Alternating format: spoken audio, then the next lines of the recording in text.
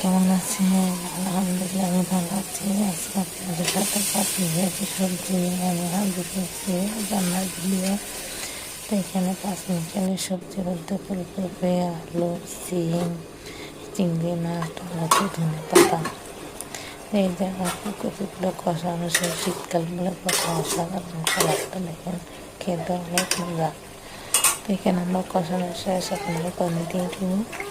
পানি দেওয়ার পরে 5 মিনিট জাল করে এখানে তো আমার জাল করা শেষ। এখানে আমি এখন টমেটো দিয়ে দেবো, ধনে পাতা দিয়ে দিব, দিয়ে আর 10 মিনিট জাল করে তরকারিটা নামিয়ে ফেলবো। তো আমার ভিডিওটা এই পর্যন্ত, সবাই ভালো থাকবেন। আল্লাহ হাফেজ।